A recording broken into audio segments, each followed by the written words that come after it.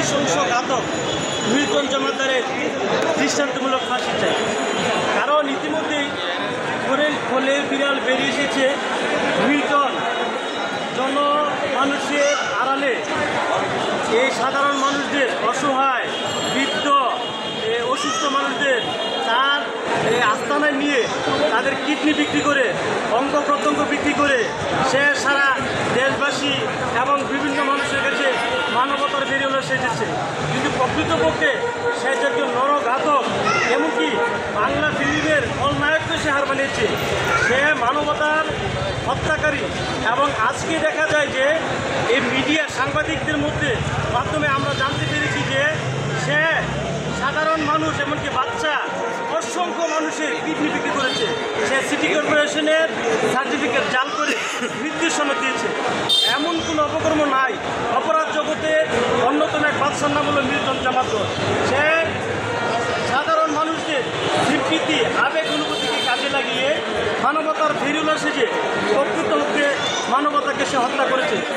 সাধারণ বধির অসুস্থ মানুষদেরকে তার চাইল্ড অ্যান্ড কেয়ারে নিয়ে এবং তাদের অঙ্গ প্রত্যঙ্গ বিক্রি করে সে কোটি কোটি টাকার মালিক, অর্থলোভী হয়েছিল তার অন্যতম উদ্দেশ্য।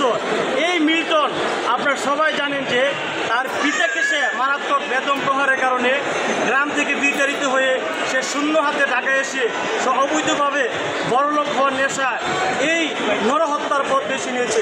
সে সাধারণ মানুষের সিম্পিতিকে কাজে লেগে রাস্তাঘাটে কোনো অসুস্থ ভবঘুরে মানুষ পেলে সে তাদেরকে তার চাইল্ড অ্যান্ড হেলথ কেয়ারে নিয়ে গিয়ে তাদেরকে লোকচক্ষুর অন্তরালে তাদের দেহ কিডনি বিক্রি করে আজকে সে এই স্বাবলম্বী, এমনকি কোটি কোটি টাকা সে হাতিয়ে নিয়েছে।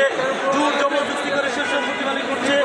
এমনকি এই মিল্টন জমাদ্দার মানুষের আবেগ অনুভূতিকে কাজে লাগিয়ে আজকে সে কোটি কোটি টাকার মালিক হয়েছে। এবং আজকে সে শুধু মানবতার একজন নরঘাতক নয়, একজন নৃশংস হত্যাকারী।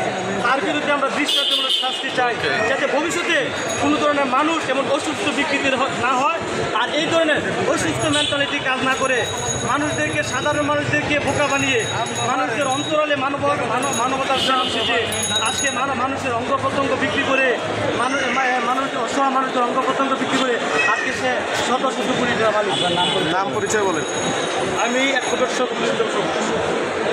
আমি একজন নিয়মিত প্র্যাকটিশনার, কিন্তু একজন অন্যায়কারীর বিরুদ্ধে সর্বদাই আমি সোচ্চার। আমি একজন মানবতার হত্যাকারীর বিরুদ্ধে এবং যে কোনো অন্যায়ের বিরুদ্ধে আমি সদা সর্বদা সোচ্চার আছি।